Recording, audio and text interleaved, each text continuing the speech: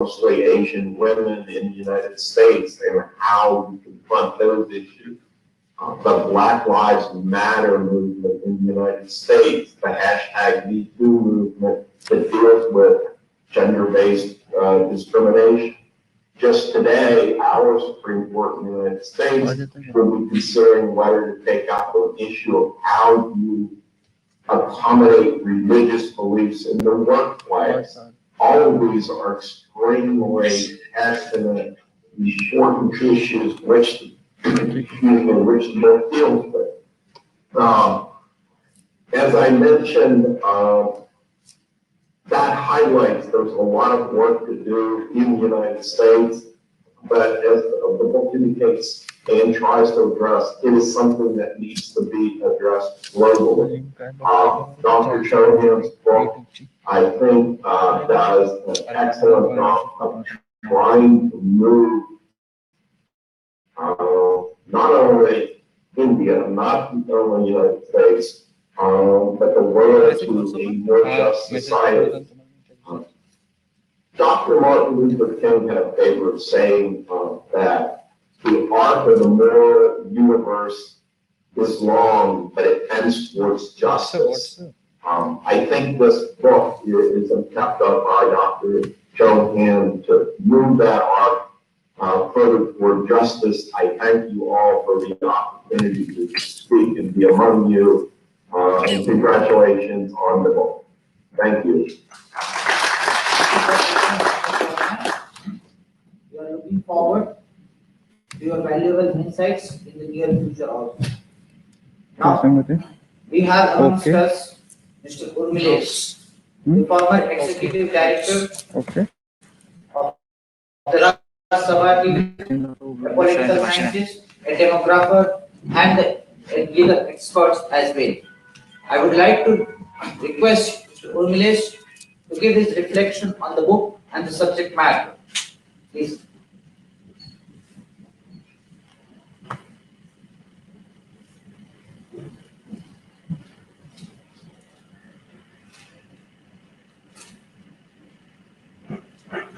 Thank you, बहुत बहुत धन्यवाद। आपने हमें आमंत्रित किया जबकि मैं कानून, संविधान और विधि मामलों का बिल्कुल जानकार नहीं। मेरी जानकारी उतनी है कानून के बारे में जितनी गणित के बारे में, मैथमेटिक्स के बारे में, और मैं कभी मैथमेटिक्स पढ़ा। तो आप समझ सकते हैं कानून के बारे में इतने विद्वानों के बीच में कैसे अपनी बात करूँगा। लेकिन एक संविधान के छात्र होने के नाते क्योंकि उनको संविधान को हमें बार बार अपने प्रोफेशन में भी पढ़ना पड़ता है। मैं जिस प्रोफेशन में हूँ जर्नलिज्म थी, और जब कभी पार्लियामेंट का मसला हो, पॉलिटिकल पार्टीज का हो या कम्युनिटीज का हो, तो हमेशा हमें संविधान की तरफ जाना पड़ता है। तो इस नाते मैं इस पुस्तक पर और जो हमारा संविधान है उस पर उसके सोशियोलॉजिकल जो एस्पेक्ट है, सोशियोलॉजिकल एक जो दृष्टि बनती है, उस पर मैं बहुत संक्षेप में अपनी राय रखूंगा। लेकिन इसके पहले मैं डॉक्टर के चौहान को इस किताब के लिए बहुत बधाई देता हूं। इसकी वजह यह नहीं है कि वो हमारे मित्र हैं और हम लोग काफी मुद्दों पर समान राय रखते हैं, बल्कि इसलिए कि जब ये किताब मैं देख रहा था और मेरे घर का एक सबसे युवा सदस्य मेरा बेटा वह भी देख रहा था जो डॉक्टर के चौहान को किसी तौर पर नहीं, तो उसकी भी यही राय थी कि ये तो इतनी विस्तार के साथ और इतनी डेप्थ के साथ चीजें कही गई हैं कि जो लोग यहाँ तक कि जो कॉम्पिटिटिव एग्जामिनेशंस में भी जो पार्टिसिपेट करने वाले लड़के हैं, जिनकी संवैधानिक मामलों को लेकर, कानूनी मामलों को लेकर बहुत सामान्य सी समझ है, उनके लिए भी एक तरह का ये एक तरह का बहुत महत्वपूर्ण ग्रंथ साबित हुआ। तो मुझे लगता है कि ये जो ग्रंथ है शोधार्थियों के लिए, समाजशास्त्रियों के लिए, पॉलिटिकल साइंटिस्ट के लिए, जर्नलिस्ट के लिए, न्यायविदों के लिए और छात्रों के लिए भी मैं समझता हूँ कि ऐसे समय ये किताब आई है जब इस देश में राष्ट्रीयता, नागरिकता, संवैधानिकता पर इतनी चर्चा, इतने विवाद और इतनी विचारोत्तेजना। संविधान की जो परिधि है उसका जो दायरा है उसे उसकी रोशनी में ये किताब फिर से नागरिकता और राष्ट्रीयता के मुद्दों को सामने रखती है। मैं कुछ एक पॉइंट्स पर अपनी बात रखकर, क्योंकि हमें बहुत बड़े बड़े विद्वानों को सुनना है जो संवैधानिक मसलों पर इस देश के जाने माने विशेषज्ञ हैं, और संक्षेप में मैं अपनी कुछ बातें रखूंगा। सबसे पहली बात तो ये कि इस वक्त जो नागरिकता का जो पूरा मसला सामने आया है, उससे भी ये किताब संविधान की जो मूल स्थापना है और जो पहली बार जो कानून बना था 1955 में, उसके बाद जो संशोधन किए गए, उनकी रोशनी में ये किताब सामने रखती है और दुनिया के अन्य देशों के भी दृष्टांत अलग अलग समय पर अलग अलग पहलुओं पर वो पेश करती है। तो इससे एक ब्रॉडर एक पर्सपेक्टिव उभर कर आता है।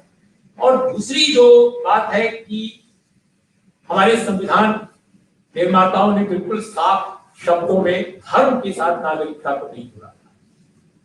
और डॉक्टर बी आर अम्बेडकर के बारे में तो बार बार ये कहा जाता है बाबा साहब का संविधान, और जो देश के अम्बेडकर साहब के अनुयायी हैं, जो मानने वाले हैं, वो कई बार तो उसको मानते हैं कि ये एक शब्द डॉक्टर अम्बेडकर का। लेकिन मैं डॉक्टर बी आर अम्बेडकर साहित्य के एक अग्रा छात्र होने के नाते मैं बिल्कुल आप लोगों की साफ शब्दों में कहूंगा कि ये डॉक्टर अम्बेडकर का संविधान नहीं है, ये डॉक्टर बी आर अम्बेडकर के सपनों का संविधान है। इस संविधान की असंख्य मान्यताओं से उनकी असहमति नहीं है। उस संविधान की ड्राफ्टिंग कमेटी के सिर्फ चेयरमैन रहे।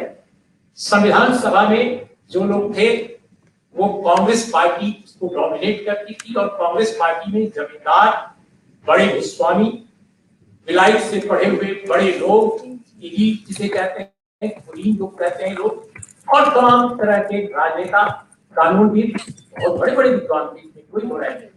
लेकिन इन लोगों की पूरी संरचना के बीच वो ड्राफ्टिंग कमेटी के चेयरमैन थे, जिनके पास संकल्प, प्रस्ताव और जितने सजेशंस आते थे उनकी रोशनी में उनको एक संविधान बनाना था। तो बाबा साहब का योगदान और बाबा साहब का जो वोट इतना है, अनेक मुद्दों पर उनकी असहमतियां थी, और उसमें जो असहमतियां थी वो उनके अपने निजी डॉक्यूमेंट्स में भी उनका रिफ्लेक्शन, उनकी अभिव्यक्ति साफ साफ दिखाई देती है। जैसे सबसे पहले मुझे वो डॉक्यूमेंट डॉक्टर के एस चौहान ने किया, अभी मैं वो वाली पढ़ नहीं पाया था डॉक्टर बी आर अम्बेडकर साहब की, जिस समय की बात है। उन्होंने स्टेट एंड माइनॉरिटी करके एक बड़ा डॉक्यूमेंट लिखा डॉक्टर बी आर अम्बेडकर, और आप उसमें अगर देखिए तो उसमें भी बी आर अम्बेडकर साहब कैसा संविधान भारत का चाहते थे, नागरिकता के बारे में, राष्ट्रीयता के बारे में, और नागरिकता से जुड़े अनन्य अनेक मुद्दों पर उनकी क्या राय थी, ये बिल्कुल साफ है। इसके अलावा भी धर्म और नागरिकता के प्रश्न पर डॉक्टर साहब ने बिल्कुल साफ शब्दों में अपनी बात कही है और उन्होंने अलगाया है दोनों। लेकिन आज का जो कॉन्टेक्स्ट है जिस पर ये किताब काफी बेहतर ढंग से कवरेज करती है, वो आप देख रहे हैं कि किस तरह से एनपीआर हो या एनआरसी हो या और अन्य जितने नागरिकता से जुड़े मसले हैं, ये सबको जिस तरह से पेश किया जा रहा है वो कैसे हमारी संविधान की मूल संकल्पना का एक तरह से निषेध है। अम्बेडकर साहब ने एक बड़ा मसला उठाया था संविधान सभा में, बल्कि संविधान सभा में मैं नहीं कहूंगा, संविधान सभा के सदस्यों को उन्होंने डॉक्यूमेंट सर्कुलेट किया था, लेकिन संविधान सभा में उन्होंने ऑफिशियली उसको पेश नहीं किया था। और उसमें हाल के दिनों में एक बड़ा मसला जो इस वक्त उठा है वो किसानों का मसला है, तीन मसला है। तो जमीन के मसले को अम्बेडकर साहब ने उस डॉक्यूमेंट में बहुत खूबसूरती के साथ रखा था और कहा था कि किसी को राज्य उद्योग के रूप में प्रतिपादित किया जाना है। और यही नहीं, हमारे देश में हम जानते हैं कि इतने बड़े देश में सिर्फ 3-4 राज्य हैं जहां लैंड रिफॉर्म्स से हो सका। पहला राज्य था जम्मू कश्मीर।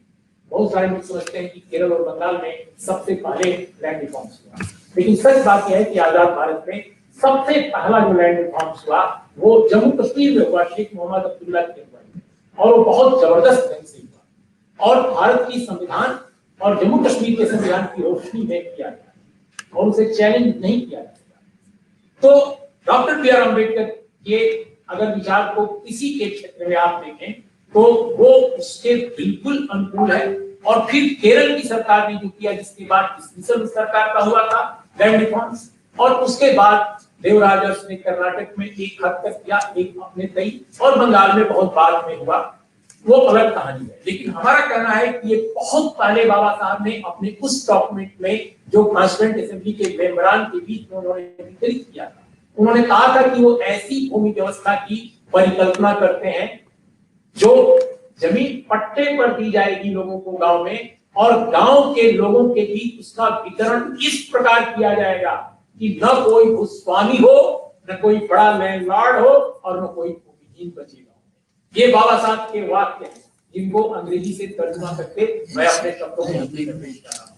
लेकिन हमारी जो संविधान सभा थी, जैसा मैंने आपसे पहले भी कहा, और डॉक्टर बी आर अम्बेडकर ने तो उनको पेश किया था, उन लोगों को बड़े बड़े लैंडलॉर्ड्स थे, बड़े ऐसे लोग थे जो नहीं चाहते थे कि भारत को उस मॉडल पर ले जाया जाए जो सचमुच आजाद भारत में इक्वालिटी, समानता और सौहार्द और लोकतंत्र की जो वास्तविक चीज है फ्रीडम, वो ये तीनों जो डायमेंशंस हैं जो बहुत महत्वपूर्ण है किसी भी देश में संवैधानिक लोकतंत्र के लिए, वो सचमुच को अमली जामा पहनाया जा सके। इसलिए संविधान खूबसूरत शब्दों का एक बहुत बड़ा जखीरा है, लेकिन इन खूबसूरत शब्दों की अगर उसको अमली जामा पहनाने की जब बात आती है तो आप देखते हैं कि जो हमारी सरकारें एग्जीक्यूट किस तरह से करती हैं संविधान के नाम पर ही, वो कितना उन शब्दों के साथ कितनी बड़ी धोखाधड़ी होती है। तो ये जो कॉन्ट्रडिक्शन है शब्द और अर्थ का, शब्द और कर्म का, वो हमारी संवैधानिकता और हमारे संविधान की संरचना में नहीं है, ऐसा मेरा मानना।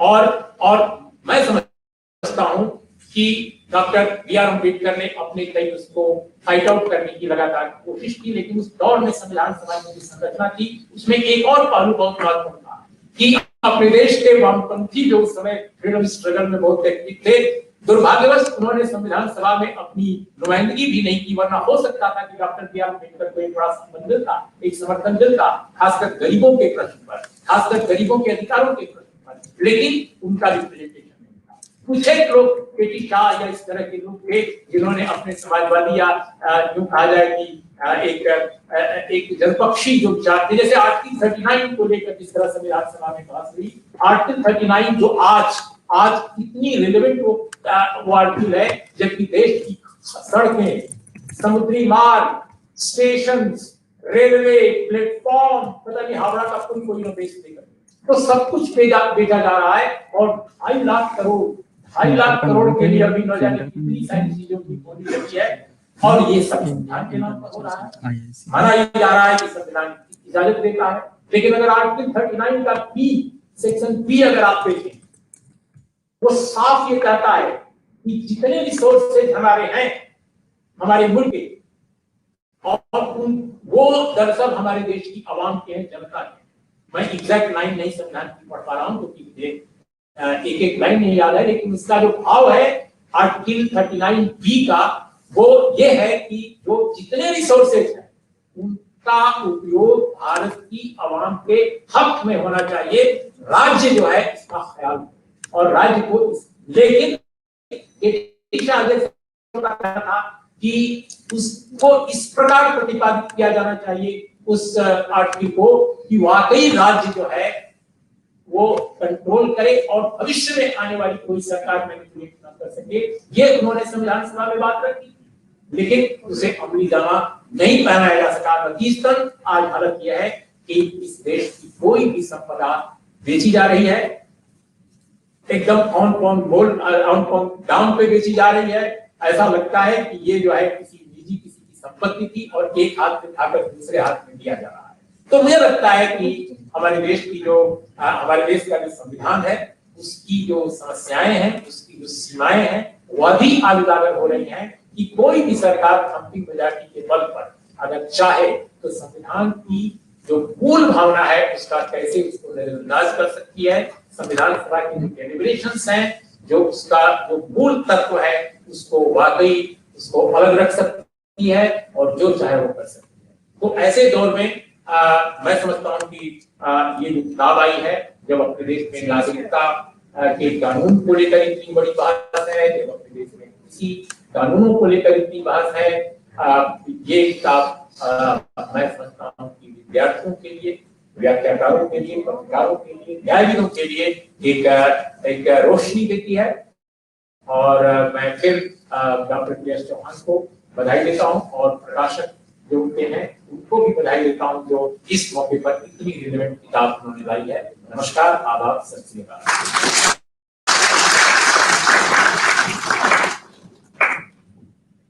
Thank you, sir, for your words of wisdom and understanding on this concept of social justice in the Indian Constitution. Now, we have amongst us if I say and introduce her, that during the practice, during my stint as a practitioner or an advocate before the Supreme Court of India in last decade, I have not seen a fierce and independent lady like her. In the corridors of Supreme Court, she carries herself with grace and the aura and the personality with which she put forward the argument, the Constitution, on the certain constitutional issues which are very pertinent to the basic human rights and dignity of the individuals. It's the only one, Ms. Indra Jaising, the senior advocate, Supreme Court of India. I formally welcome ma'am, and we are waiting for your speech this evening. Good. Thank you for those very warm words of welcome. I do love my work in the Supreme Court, but before anything else, let me address the distinguished speakers who have spoken before me, in particular, the former Vice President of India, Dr. Hamid Ansari, and Dr. Chauhan, who I have seen as a fearless fighter in the Supreme Court of India in defense of the rights of reserved categories of citizens in the scheduled castes and scheduled tribes. I must say that I am known in better as a litigator than as the author of a book. And I am today really pleased to be addressing him and his audience in his capacity as an author, though I have read his previous book on Parliament and parliamentary privileges, which is perhaps the only book of its kind. Let me come straight to the subject. Democracy and rights. So why is citizenship so important to us? Why do we crave citizenship? Why do we want to be citizens? Because citizenship is the basis of all rights, more importantly, of our fundamental rights under the Constitution of India. Without citizenship, we have no fundamental rights, and this is why we guard the right to citizenship more than we guard any other right. It is not just the ability to reside in a country or to be able to identify or associate with a set of people. Citizenship is above all the right to other rights. It is about the right that bodies entitled to other states. And in today's context, where we say that all the practice is the most unlikely of all rights, the right to speak, the right to dissent, which we cannot have unless we are citizens of the country. It's true that Article 21 is one exception to those the rights belonging to citizenship, and it's important to point out that the right to life is available to non-citizens also. Non-citizens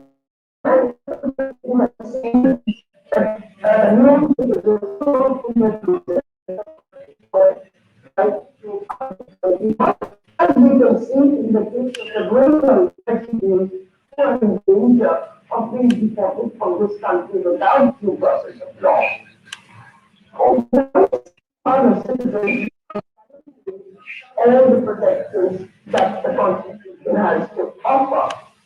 Perhaps that too is the rationale behind the CAA, the recently enacted Citizenship Amendment Act.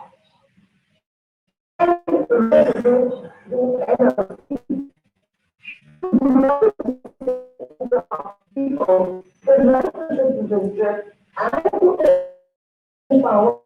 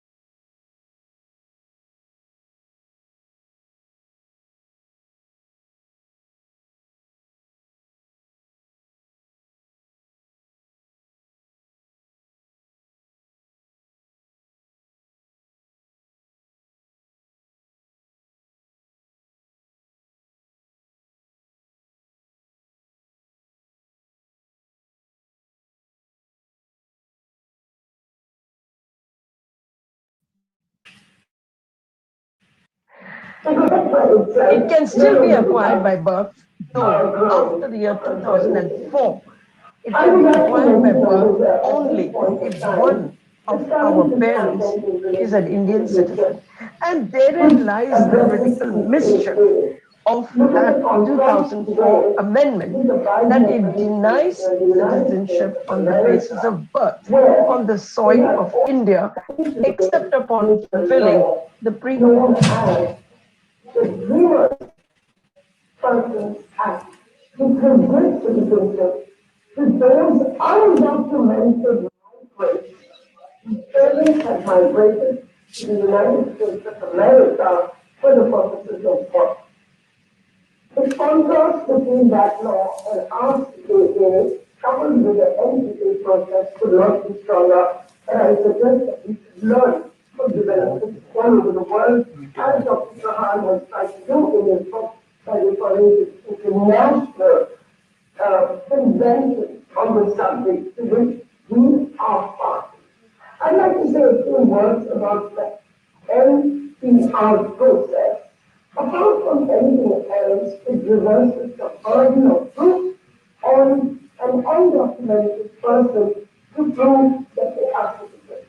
This goes frankly to the rule of law, because the existing law is that if the government wants to say that you are not a citizen, it is they who have to go to court under the Foreigners Tribunal Order 1964 and to prove in a court of law that the person they complain about is not a citizen.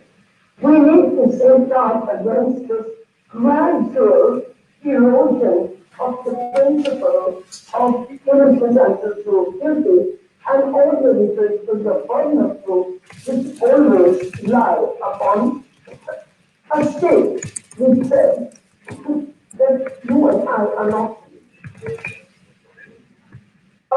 We have negotiated away, we can negotiate away our most fundamental rights to procedural law, and I urge all of you to focus your attention very, very strongly on these procedural laws. Now, rights themselves do not guarantee enshrinement of rights in the Constitution does not by itself guarantee them. You can enjoy this right. The Constitution was the result of a political process, and therefore the only guarantee of the implementation of our rights is the political process, our political process. It is we who have to speak up, it is we who have to dissent, it is we who have to resist an unjust government and unjust laws. India, as we all know, was governed by imperial rule, and many of our laws date back to that period, including the law which I will refer to shortly. A constitution came as recently as in the year 1950. And so we have a long way to go if we want to actually actualize these rights. We have seen two very important movements by the nation. The movement against CAA, which started and ended in September, and currently ongoing farmers' movement, which is really a right movement for the rights of citizens as farmers as citizens. For once it is clear, the right to organize, the right to associate, the right to protect, the right to live, must come naturally to us, as naturally as we breathe, as naturally as we survive. This takes me to our understanding of democracy. My understanding of democracy is that it is a participatory process. Participatory in law-making, participatory in giving input into bills and laws which are introduced in the Lok Sabha and the Rajya Sabha, and participatory in our rights as citizens. It is these participatory rights also which are being taken away by laws which are introduced as money bills, not introduced in the Rajya Sabha, by laws which are introduced as ordinances and then passed into law as if they were totally constitutional. They are not. I must tell you that, in my opinion, the defining moment of this present situation is this government uses law to defeat law. And thus, I believe we live in a state of lawlessness. The problem, however, is that when democracy fails, also fail us. Because normally and ordinarily, when something like this happens, we would have a tendency to rush to force. After all, as Dr. Chauhan points out, the whole purpose of citizenship is liberty, life, and the pursuit of happiness. And very few of us in this country can today say that we live a happy life. Autonomy is eroded, separation of powers is done away with. A free press is nowhere visible in this country. Today, I am not called a citizen of India. I'm called quote-unquote anti-national. I'm called quote-unquote an urban national. And we must ask ourselves this question. Are these not curse words for a citizen? Let me tell you that the offense of anti-national does not exist in this Indian penal code at all. And the sooner we give this reply to those that call us anti-national, the better for us. The most important right of citizenship for me is the right to speak my mind. And this is the right which is under attack for the last 7 years. This government has successfully immobilized opposition parties. Now what it is seeking to do is to immobilize civil society. And when it comes to civil society, it's about you and me. When it comes to civil society, it's about NGOs. They are the last line of defense of rights in this country. And that's why it's very important for the government to use FCRA or the enforcement directive or allegations in the money laundering against each and every one of us. So, finally, I'd like to say a few words about the continued existence of Section 124A in the Indian Penal Code. Words like disaffection to which the government established by law have no place in a Republican form of government. Words like disloyalty have no place in a Republican form of democracy. These words have an appropriate place under imperial rule. But the minute we say that we are a republic established by law, established by the Constitution of India, in which our citizens, we owe no duty of so-called affection or loyalty to the government by law established. On the contrary, we have a right to dissent, and I would like to see the right to dissent enshrined as a fundamental right in the Constitution of India. Whether that will happen in my lifetime, I don't know. You must be wondering what is the picture you can see behind me. This one. It is a photograph of Mr. Rao, a poet. A poet of our time who has just been released by the Bombay High Court on medical bail. But it took months and months before he could be released on medical bail by a very bold judgment of the High Court of Bombay, which was anchored in the right to life. It is not my case that I advocate violence, but I do believe that the debate over Section 125A cannot be anchored on whether my act is violent or not violent. If I have indulged in violent acts, surely the law will take care of me. But to demand unquestioning loyalty to a government is to conflate the difference between government and nation. And I hope that Dr. Chauhan will throw some on this distinction between nation and government. I would like to end with one example of how our citizenship rights can be negotiated away. And again, this is on account of some policy decisions of the Supreme Court of India. Many of you will be surprised to know that the Supreme Court of India has said that the right to vote is not a fundamental right.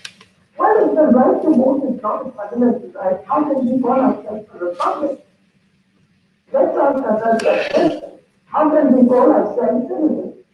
To say that we as citizens do not have a fundamental right to vote, but only a statutory right to vote, is to deny us a very basic element of citizenship. And I would like to end by giving an example of the recently introduced bill in the Lok Sabha, which seeks to amend the NCC Act of 1991. With this bill of 1991, it seeks to redefine the word government and to say government means lieutenant governor. Now, I ask the question, why would I vote for a nominated lieutenant governor when I, as a citizen of Delhi, cast my vote? When I cast my vote for a representative which I choose as my representative. Basically, unconstitutional right.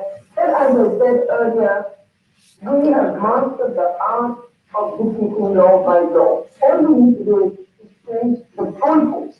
And what to do is just redefine the word government to say it means the lieutenant governor, and then magic wand, we have all lost our citizenship rights.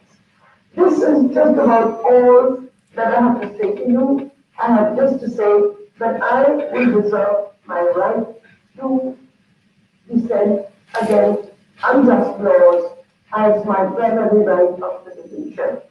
So, as I see the task ahead, it is to reclaim the right of citizenship as we understand it in the context of our other fundamental rights.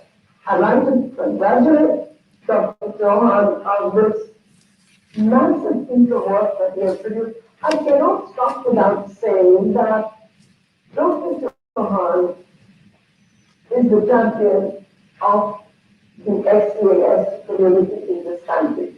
Their citizenship has mattered to him over the years more than perhaps his own citizenship. And in his book, the first chapter I told you was the chapter which deals with the issue of reservations. as a mode of equalizing the unequal race that is run in our society. So Dr. Chauhan, my deepest congratulations to you on the release of this book. And thank you very much for giving me this opportunity to say a few words. Thank you. Thank you, ma'am. Thank you for the words of wisdom. Now, amongst us, we have Honorable Mr. Justice B. Gopal Vora, former Judge, Supreme Court of India. The Lordship was kind enough to write foreword for the book, and we are eagerly waiting for the presidential address by Honorable Lordship, who is joining us from Bangalore through virtual platform.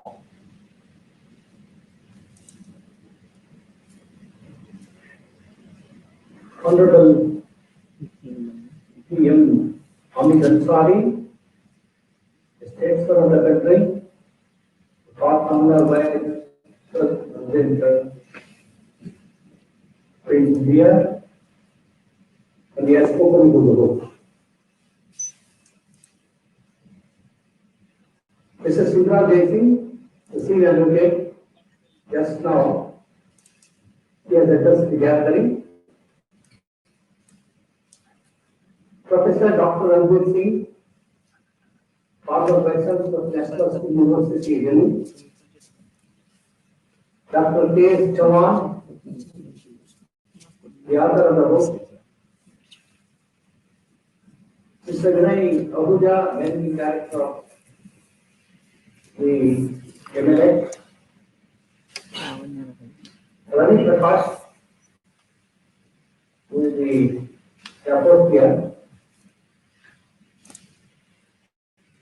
Respected Parliament Director of the Delhi High Court, senior citizens who are large number present in the gathering,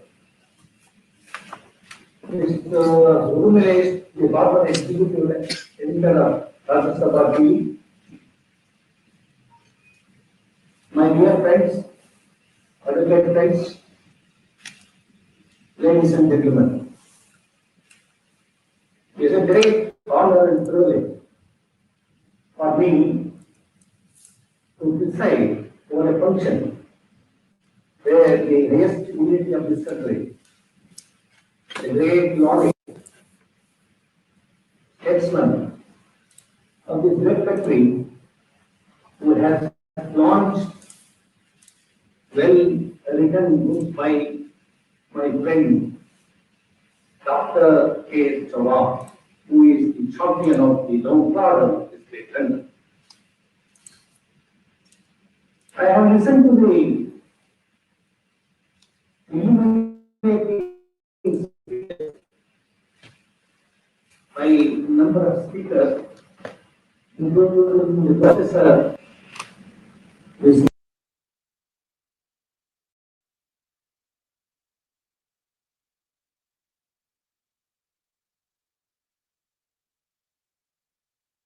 CM Amit Ansari, a statesman of the country, the former Vice President of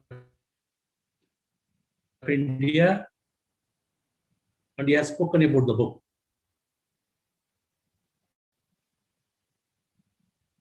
Mrs. Sindra Jaising, the senior advocate, just now, she has addressed the gathering.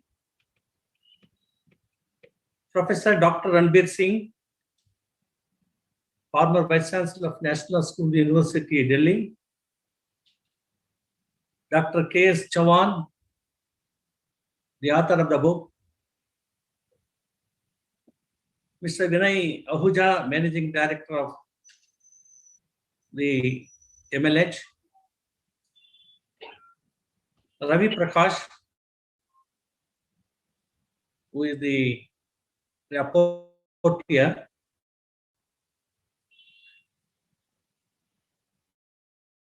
Respected former judge, senior citizens who are large number present in the gathering. Mr. Urumilesh, the former executive editor of Rajya Sabha TV. My dear friends, advocate friends, ladies and gentlemen, it is a great honor and privilege for me to preside over a function where the highest dignitary of this country, the great laureate, statesman of this great country, who has launched well-written book by my friend Dr. K.S. Chauhan, who is the champion of the downtrodden of this great country.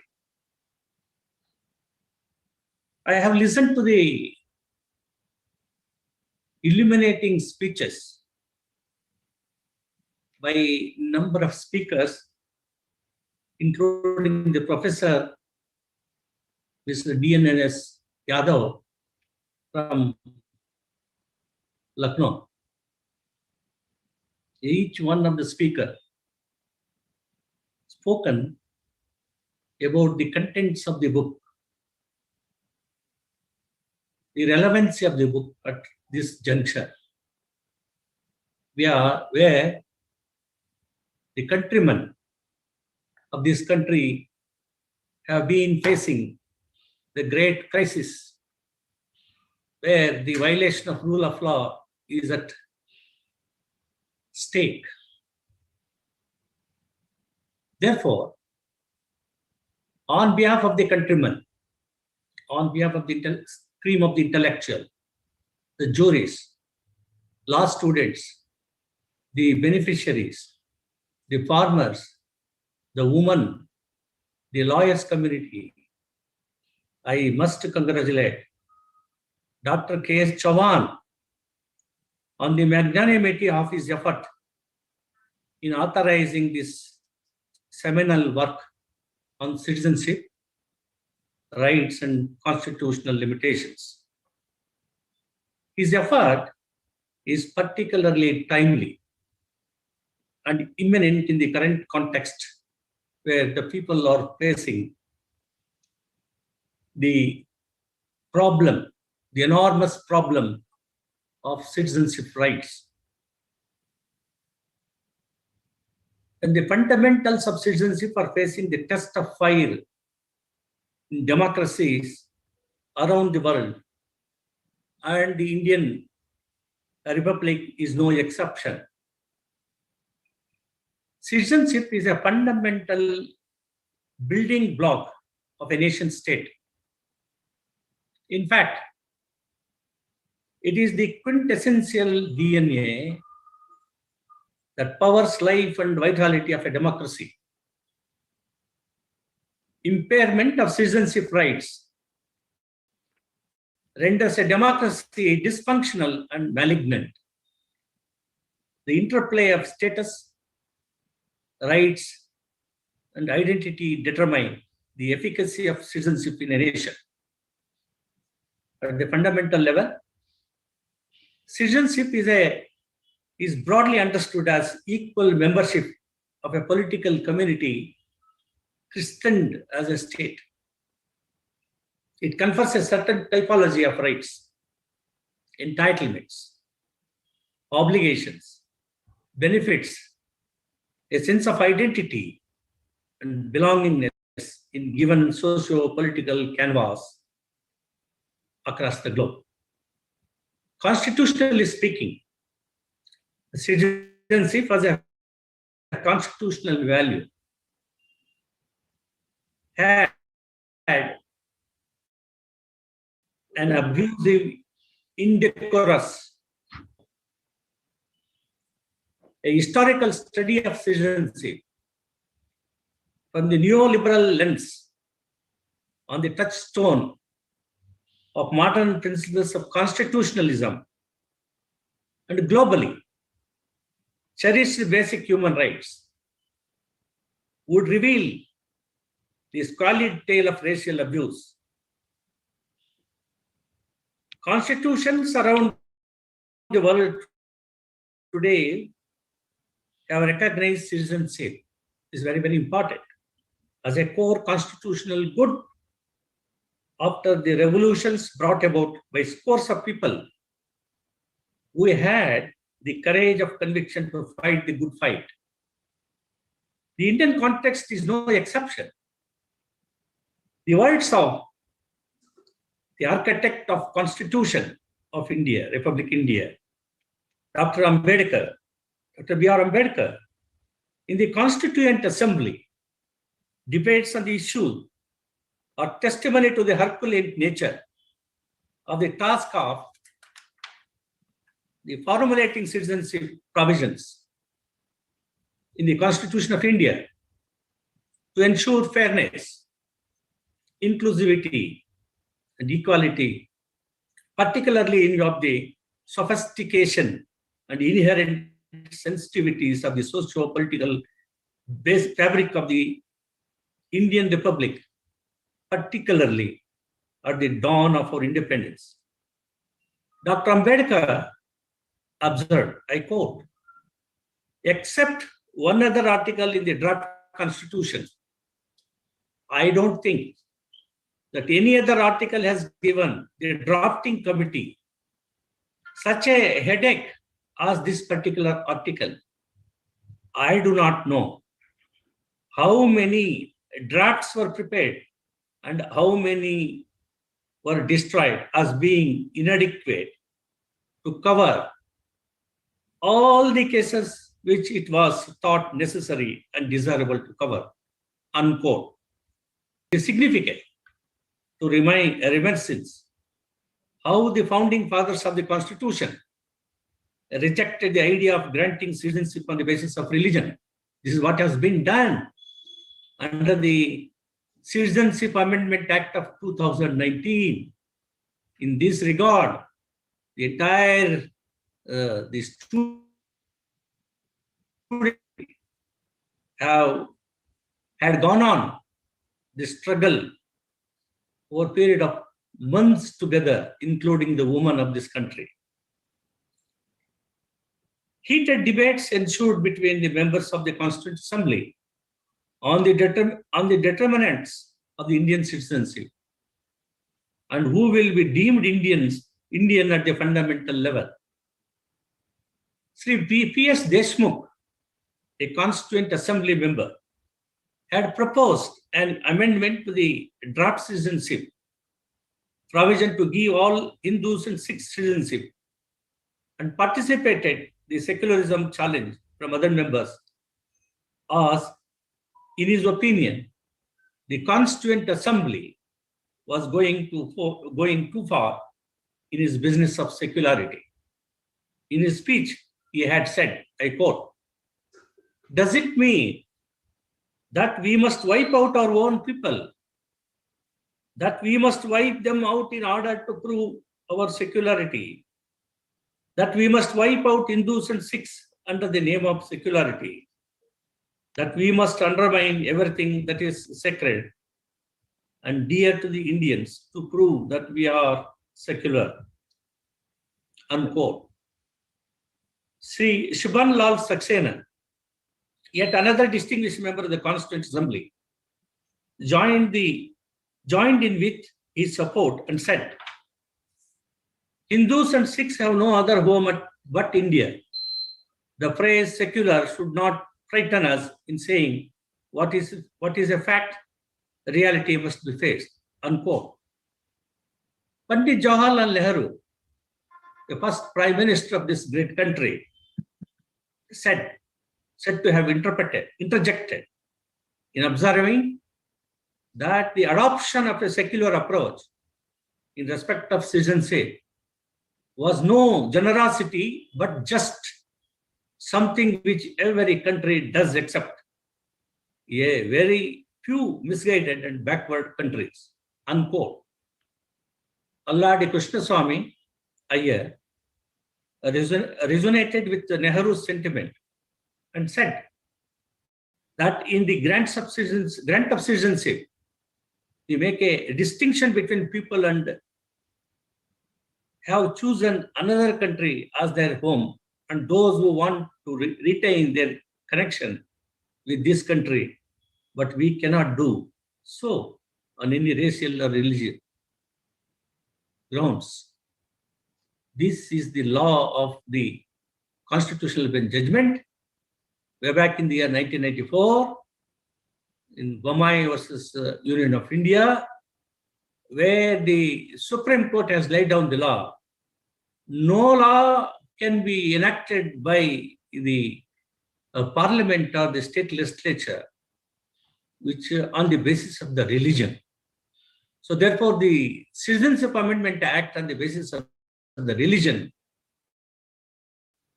according to me, as per the judgment of Bommai's case, is unconstitutional. B.R. Ambedkar had anticipated the perpetuating nature of this debate and the inherent complexity of the issue, and therefore emphasized the role of the nascent Indian Parliament in enacting a comprehensive statute or a code for citizenship as envisaged under Article 11 of the Constitution of India. I quote, "It is not possible to cover every kind of case for limited purpose, namely the purpose of conferring citizenship on the date of commencement of the Constitution. If there is any category of people who are left without by the provisions contained in the amendment, we have given power to Parliament subsequently to make provision for them." Unquote. The genesis of the Citizenship Act 1955, enacted by the Indian Parliament, must be appreciated in this context. The statute itself has been resilient and dynamic, having undergone massive changes. Over time,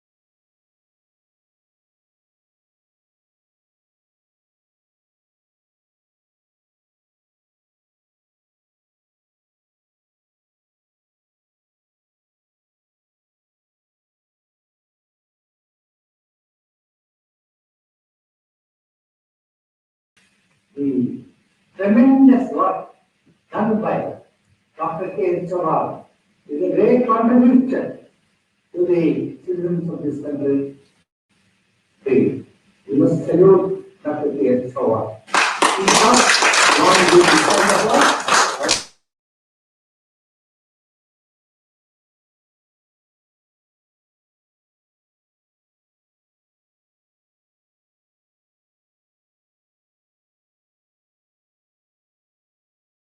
throughout the generation of your plan.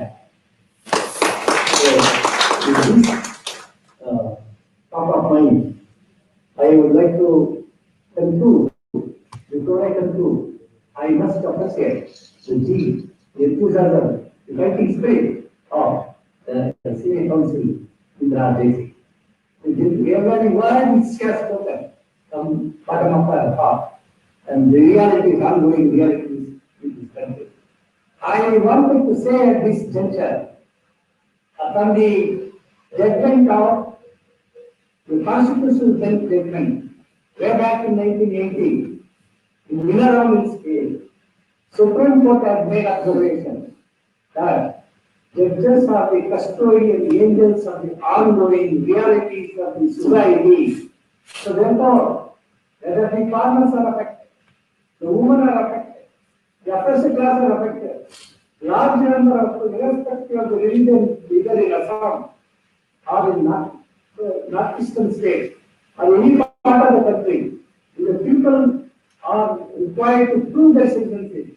If they are rendered the statelessness, their human rights will be blatantly violated, it will be that violation of human rights international. Okay? That is not the situation in the world over. So therefore, all human rights protectors, the last 2 days, God must come to the rescue.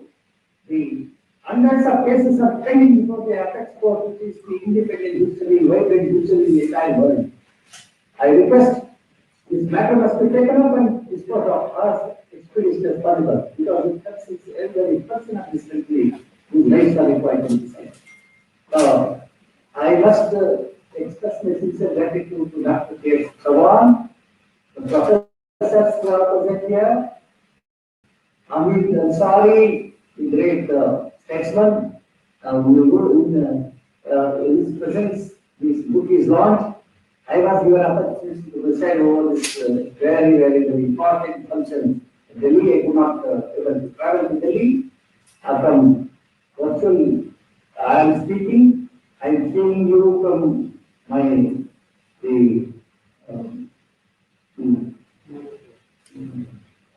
technology. Thank you very much. Once again, I will congratulate Mr. Chauhan, all the best for you and make use of this book, and it will be beneficial for the humanity. Thank you. Thank you, Your Lordship, for the kind words. We are blessed to have your extensive address this evening. Now, I would like to request and invite Dr. K. Chauhan, the author himself, of the book Citizenship, Rights and Constitutional Regulations, to reflect and respond upon the deliberations this evening.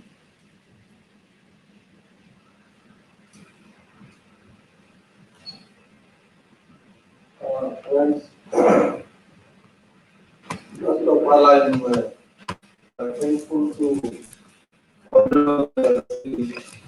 Hamid Ansari, former Vice President of India, for his encouragement in the form of getting to this book, but because of COVID restrictions and medical advice, he could not come here. The special thank from my side is to Honorable Mr. Justice Nomal Gora, who had devoted his time in the pre-publication period for writing introduction to the book, and he has written a very wonderful introduction and a very timely piece of work which he has given, because of which it was published in time. I am also grateful to Honorable Indra Jasi, Senior Supreme Court, because she always encourage juniors and persons who are of the people, and because of our commitment, the persons who are working in the Supreme Court and other education arena, they are getting a lot of encouragement. I'm also thankful to Professor Ranveer Singh, former Vice Chancellor in Delhi, and he has founded Delhi in Hyderabad, and as a teacher, I have worked with him for my PhD thesis. So he is excellent teacher. He will always encourage you for innovative ideas. And I'm also thankful to Professor Michael L.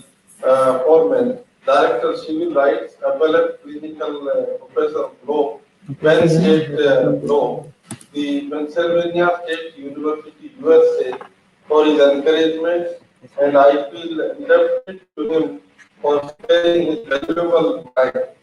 I'm also thankful to Professor DNS Yadav, Director New Campus, Lucknow University, for sparing his valuable time for pre-publication review of the book. I'm also thankful to Urmilesh, former Executive Editor, Rajya Sabha Division, for sparing his valuable time and for his engagement in discussion of various aspects and for pre-publication review of the book. I'm also thankful to my publisher Mohan Lahau for the publication of this book. I am also thankful to every participant in this function, physical as well as virtual mode, and friends and family members present here. I am also thankful to the media.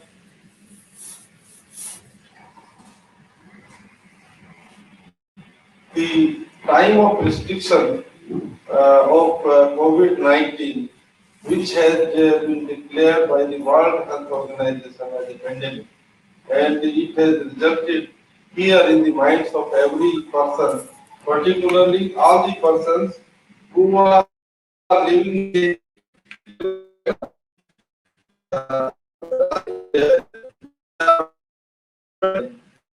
virtually.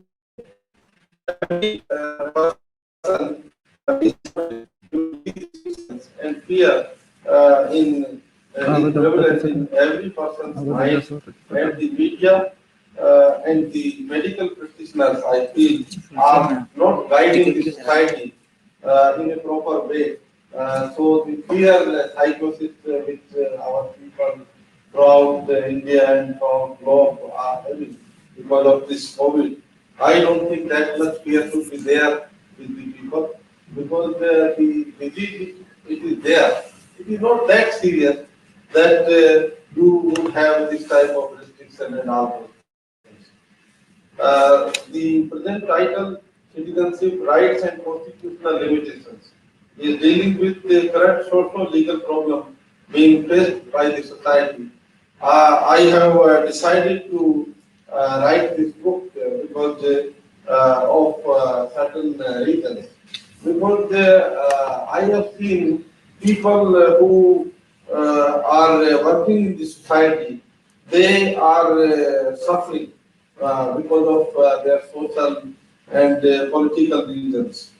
In 2002 October, there was a murder of 4 persons in near a police station in Dulina, that is in Haryana, near Dhanjar. So there are 4 persons were killed only for the reason that they were there was no cow with them, but it was a presumption that they are carrying cows, so they were killed. And thereafter, there was a lynching of Muhammad Akhlaq on 28th September 2050. There are many illustrations, but I am skipping all those illustrations. So he was in his house, and the people have realized that in his house he is having beef. So in my fridge, what I am having, I am not knowing, but the other people, they are knowing that he is having beef, and he was killed in his own house. So this is a system. This is a rule of law which we are having in our country. And there is another example. There are many more examples. The inspector who was investigating that case, this Muhammad Akhlaq case, even that was killed, because whatever investigation, whatever progress was there, so that was just diluted. Because of that, I thought because the government wanted to conduct survey of citizenship, and they wanted to examine the citizenship aspect. So the constitutional perspective and the constitutional limitations which our constitution have, the government while enacting the Citizenship Amendment Act 2019 have not taken care of. And we have a secular country. As a secular country, you cannot emphasize on religion. Religion is a private affair of a person. Anybody who is willing, I feel all these religions are of no use to your life. You got rights, you got your dignity because of the constitution. If the constitution would not have been there, then the Clark case and other cases which I have cited, these cases would have happened every day. And because of constitution, now we have a life which our system is giving dignity to the citizens. In chapter first, I have dealt nationality, which includes the recognition of nationality as a human right by the Universal Declaration of Human Rights, and the international aspects as well as the universal human rights concept. I have dealt at great length. And in second chapter, I have dealt citizenship, and it is an attempt to examine the rights of citizen under the scheme of the Constitution. Because in part 2 of the Constitution, the citizenship is specifically prescribed, and it is regulated by that part. So the this part 2 as for the concept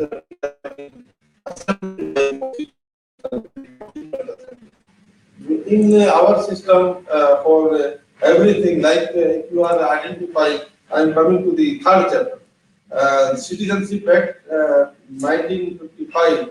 This act statutorily regulate the citizenship, and this act has regulated from a different aspect.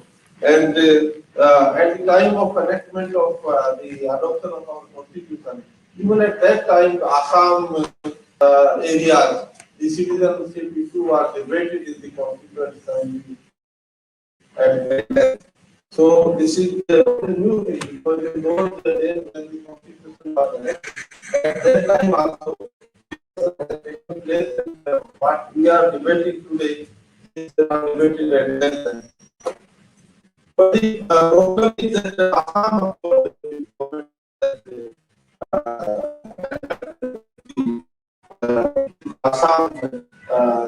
Assam people who are having some grievance against the system. So that accord is a great problem. Because of that, the whole process in Assam has created a problem.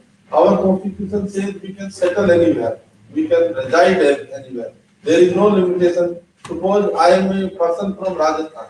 If I want, I can go and reside in Bihar or Uttarakhand or some other state. So as a citizen, I have right to settle anywhere.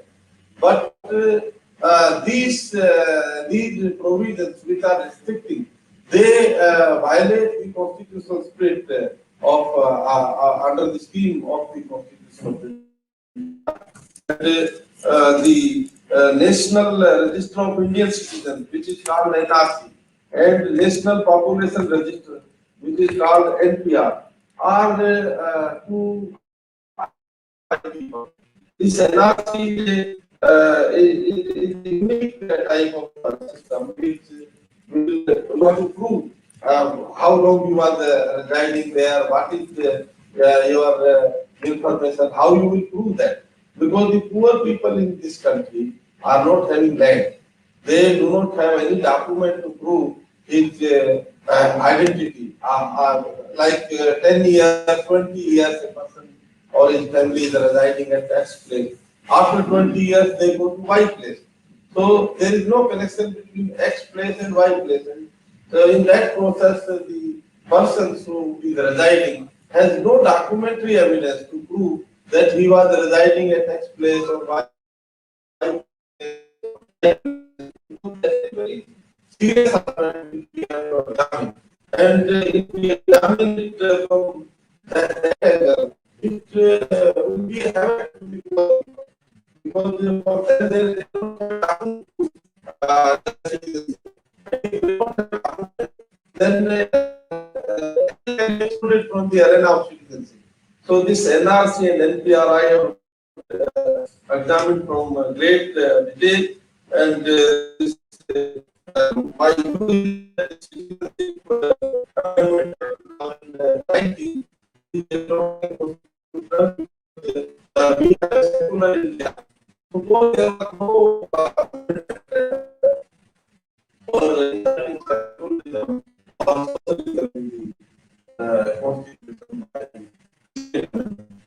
so even in that stage, and he has said for equality for everybody. Equality will give you all the rights. So then there will be no race, caste, place of birth, residence, or all other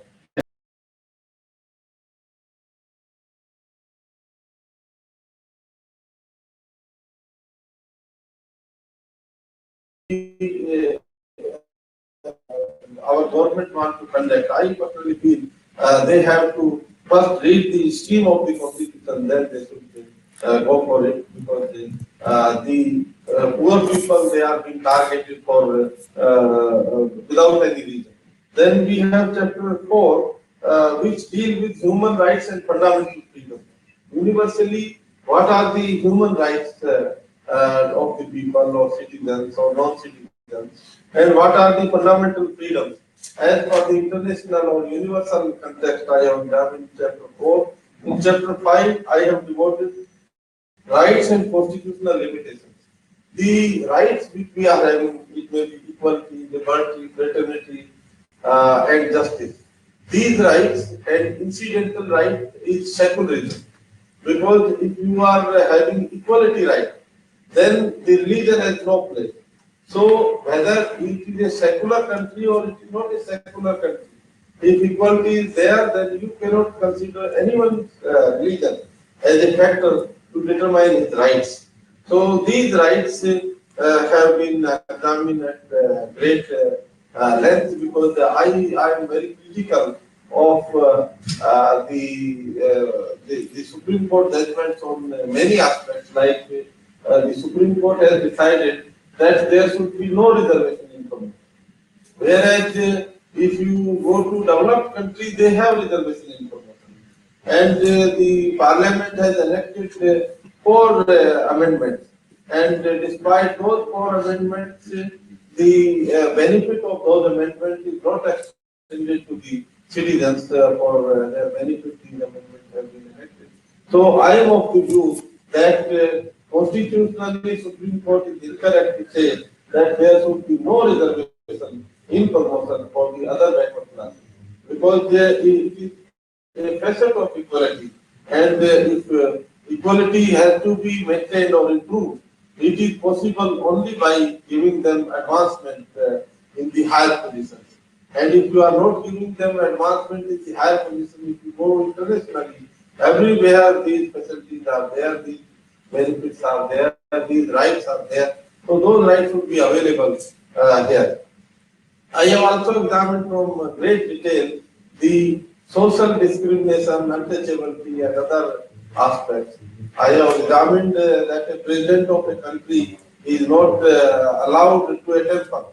Personally, I am not in favor of temples, but if a president of a country is going to a temple, they are not allowing him. So this type of system and the thinking in the social system which they are developing, that there is dignity, and some people have improved because of their social and economic status. I personally feel there is a paradox in their thinking, because they are not equalizing with the person who has rose to the highest position in the country. And in another temple, when they went there, His wife was pushed, and then the boy at both the places the criminal cases are going on. So what is this? And what is the equality? What is the liberty? What is the fraternity? And what is the justice in our country under the scheme of the Constitution? All those aspects I have dealt with that great detail, and I personally feel the book will be very useful to the students, to the researchers, to the lawyers, and to the policy makers, parliamentarians, and after all, the executive government and other persons who are interested in the rights of the people and the citizenship and its origin, because basically there are three type of origin of citizen internationally which are recognized. That is just solely.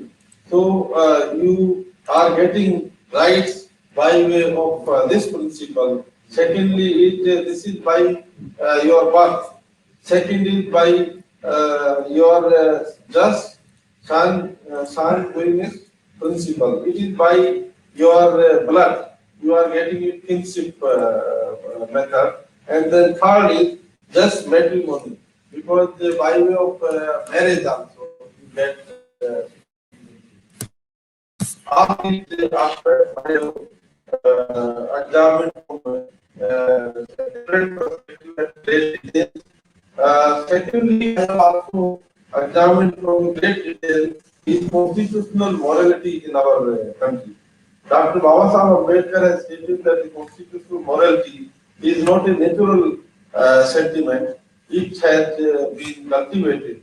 It has to be cultivated. We must realize that our people have yet to learn it. Democracy in India is only a top dressing on an Indian soil, which is essentially undemocratic. This aspect, Honorable Hamid Ansari sir has also discussed in his speech, and it is a fact which we see everywhere. The people are suffering because of certain aspects. We have seen the persons who are involved in the activities are not democratically behaving. Like there are governments which were elected by the people of a particular party. The ruling party, at the strength of their money and muscle power, they could get some members, and the government will have fallen, and the change has taken place. I personally feel that political morality or constitutional morality which we have in the system, that should be there. People wanted X government, and the X government should continue. And the people want Y government, and the Y government should continue. Because this way you are diluting the scheme of the constitution and the expectation of the constitution. Above I am once again grateful and thankful to each one of you. And I have also covered this farmers agitation, because on January 26th, 2021, final review I have done. On that day, that day was the 61st day of farmer agitation. The laborers have also lost their rights, whatever rights the laborers were having, which were as per the mandate of the constitutional scheme and the statutory provisions. All the statutory provisions have been killed, and the new legislation which has been enacted are almost a farce, because earlier the labor legislation, benefit of labor legislation was available to 10 or more persons. Now it is available to 300 or more persons. So practically there will be no labor law in our country, because it is very difficult to prove even 10 persons in an industry. If it is next to impossible to prove that you will have 300 persons working in a establishment. And secondly, even if you prove it, then there is a provision in that if they are filing a return at a different establishment, like you have 10 branches, if you are filing return of 10 branches separately, then in that case, this provision will not be beneficial. So practically, the labor legislation have been wiped out from our constitution, though our constitution stress on the rights of the labor and weaker sections. But the way the system is going on, because we conducted a case, I want to mention this Bharat Petroleum Corporation disinvestment case where I am Supreme Court. The 2018-19, they have paid 95,035 crore to the government exchequer as the taxes, and 11,386 crore as profit. So it comes to 1,06,000 crore something as annual say payment to the government PG. But still, we don't have the documents. Whatever is coming in the media, I have seen that for 58,000 crore, the establishment has been sell off or is in the process of selling off. So even 1 year money they are not taking. So what will happen to this country? Because these people who are ruling, they have no commitment to the constitutional principles. That is my feeling. And once again, I'm thankful to my publisher Mohan House and my friends and the other members of the gathering. I'm also thankful to the team which has created this virtual hall. It is a very difficult thing because initially I was in a fix whether to conduct this or not, but Honorable Singh Hamid Ansari has said that only by virtual mode I can do it, otherwise I can't contact people because the doctors have advised. That's why we have to hold this. And if things changes, then we will have some different kind of concern for the book. With this, I'm grateful to each one of you. Thank you.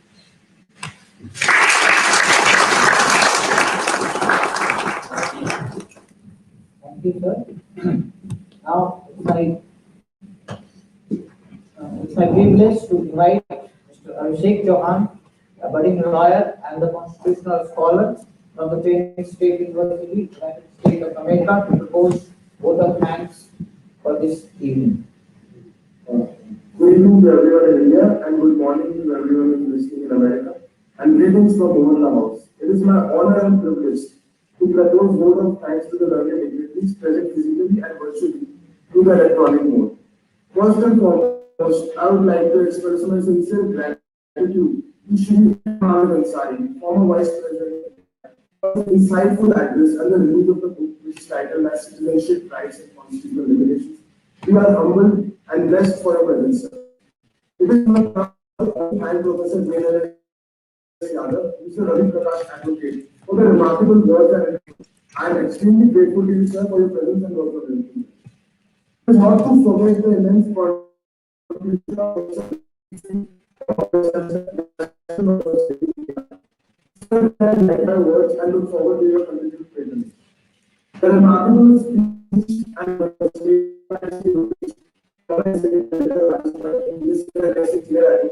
Supreme Court of India, and Professor Michael Foreman, Professor of Pennsylvania State University, USA, for his illuminating thoughts on the subject matter. With the subject matter in a most erudite manner, and your reflections on the book has kindled our minds. We are impressed and delighted by the presidential address by Honorable Mr. Justice B. Gopal Gowda, former Judge Supreme Court of India. The Lordship, we are privileged and blessed to have your and we look forward to receive that in future also. Lastly, and most importantly, we would like to thank from the bottom of our heart the erudite scholarship of Dr. P.S. Chauhan, the author himself, for trusting us and guiding us through the journey to have the successful publication of the book in the shortest possible time. His commitment, enthusiasm, and zeal encourages us to work harder towards perfection. I would be failing in my duty if I forget to thank the excellent team of Mohan House, which is led by the managing director himself, Mr. Vijay Oja, Mr. Ravi, Mr. Abhishek, Mr. Hassan, Mr. Ravi, and all.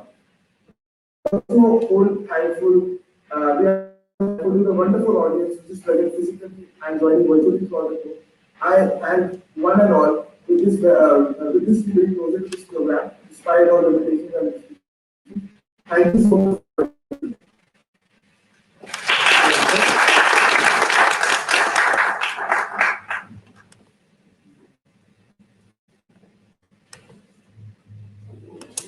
Now we have come to the closure of this program. I request August Stanley